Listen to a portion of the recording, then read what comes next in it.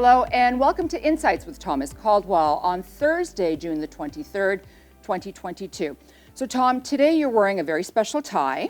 Oh, yes. And you've got a big story that goes with your tie, but I thought, you know what, I'm going to throw on a dress that I bought when I first started working at Caldwell 25 years ago. Wow. So yeah, wow is right. So I want to hear the story about your tie. Well, your suit fits you perfectly, by the way, so that's a wonderful comment. Thank you. My tie is 57 years old. And it fits you well? It fits me perfectly as well, so you can hide it.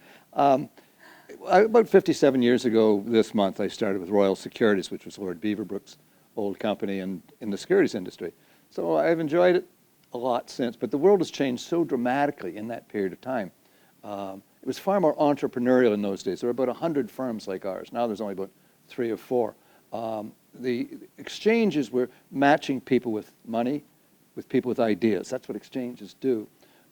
This is still done to a great extent, say, by the Canadian Securities Exchange, but the big exchange had become more like gaming institutions.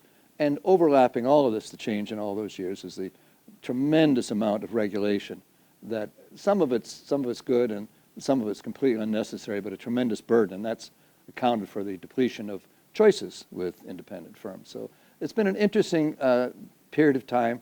The banks now control the industry. As I said, in the older days, there were far more personalities. You get less of those when an industry becomes corporatified, if that's a word.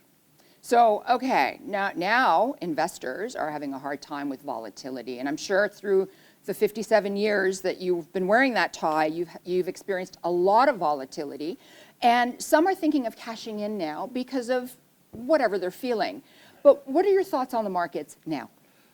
I think now is a time of opportunity. You always hear the adage, buy low, sell high, but people don't want to do that. They want to sell low when the news is bad and, oh, things are terrible, I got to get out.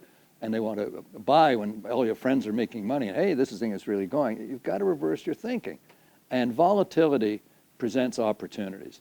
There are some wonderful, wonderful companies now that are having 50% off sales. So there's opportunity here. You just sift through the ashes. Now, some of these big high-tech companies, they were growth companies. They're being reclassified into sort of value companies because when you have $300 or $400 billion in sales, it's pretty hard to double that. So you reach a point where you're going to grow in line with the GDP, or the gross domestic product. But I think there's great opportunity right now in this market. This volatility, you can't let it scare you. I've been in worse markets than this. 1987, the market went down 30% in one day. One day, that really cuts your attention. So we've seen a lot when, by the way, the market was up within a year beyond that collapse. It will is this. I think the markets, if you look at the markets now and toward the end of the year, I think it's going to be better. And there's lots of talk about recession, but that's anticipating, thinking, oh, well, there's going to be a recession. Well, right now, we're not in a recession.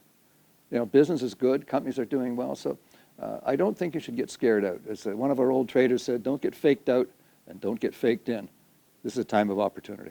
Thank you so much for your insights, Tom. Thank you. And thank you all for watching. Bye for now.